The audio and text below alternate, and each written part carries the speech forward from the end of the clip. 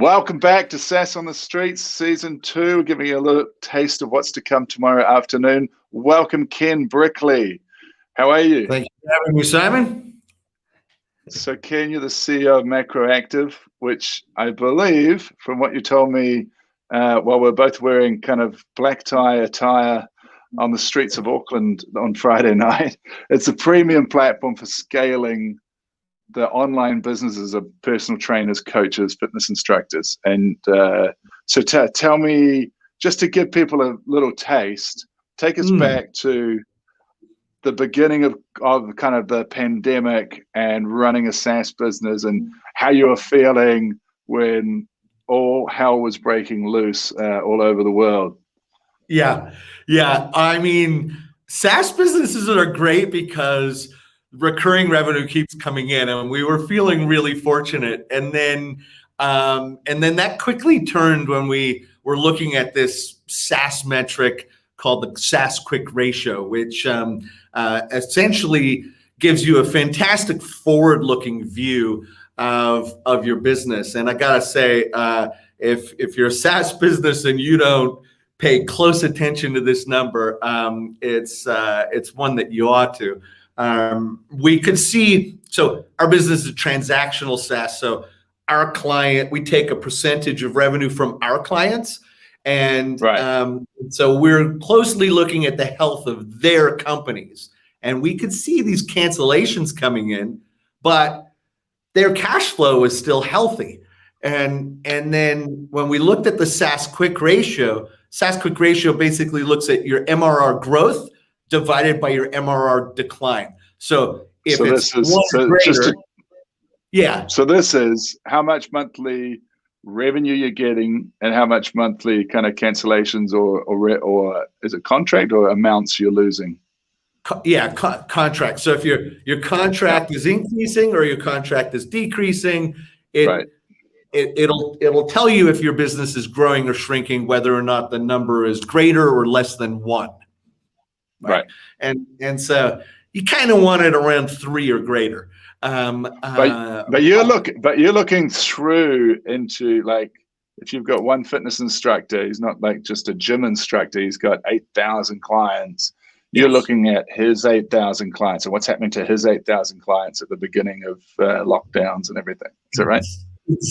Exactly. And so we're looking at that person and we're looking at the next person and the next person. And we could see the cash coming in and everyone's still happy, but we can see that their SaaS quick ratios are all less than 1. And that's an alarm bell. I mean, sound the alarm bell.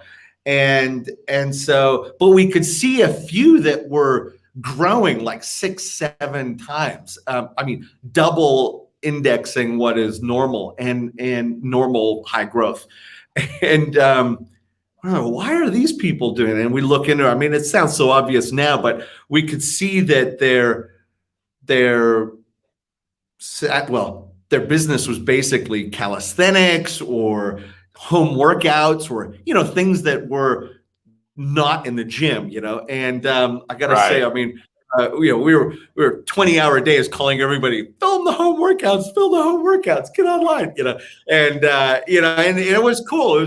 You could see all of these SaaS quick ratios going down, and then in about the next 7 days, they all turned around and everybody started growing again. And I mean, it's kind of obvious in hindsight, but in the heat of the moment, it sure wasn't. And it gave us a real appreciation for that number. There's other ratios that we found were really important. We'll go into later, but I got to say that one was very, very easy to calculate and effective and unmasked the I suppose the benefits and also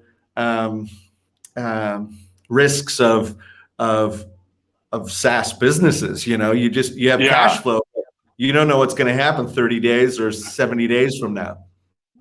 I mean, the amazing thing about that story is that if I'm a fitness instructor and I'm paying a service to a software as a service company. I'm paying a monthly fee or a percentage of whatever I'm making, and I'm losing clients, and then they call me and tell me something that one guy in LA is doing that's taking off, and I'm wherever I am, and I start doing that, and then my business takes off. I mean, I could have been 6 months without income. I could have been, you got Simon, some of them clients didn't for listen to life. us.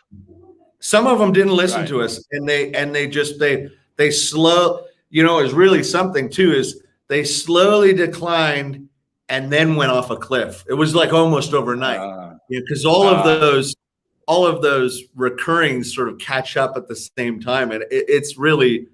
But the vast majority of them responded, and I gotta say, I mean, it's a business model that a lot of people haven't really gotten their head around, and that's that performance-based SaaS. I mean, Olo, Uber operate the same way, but not a lot. I mean, there's the usage-based pricing that Amazon's making famous, and there are these different types of SaaS pricing, but not a lot of attention has fallen yet on transactional SaaS, and it's where we fall, and our clients love it because it keeps us up at night thinking about how to make their businesses successful.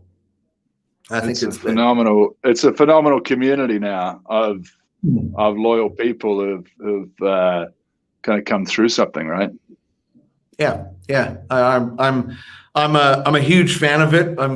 I feel like I got to give credit to our founder John Franich, who really just looked his finger at the very start of the business and said, "That seems fair. We'll take a small percentage, and it'll be the cost of goods sold." Not really thinking it was in this magic quadrant of the most valuable SaaS businesses, but yeah, it's fantastic.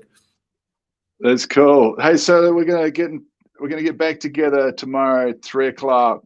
This is just a tease of what's to come. Thanks so much, Ken, and Awesome. we'll talk to you tomorrow at 3:00 New Zealand time. Bye. Okay.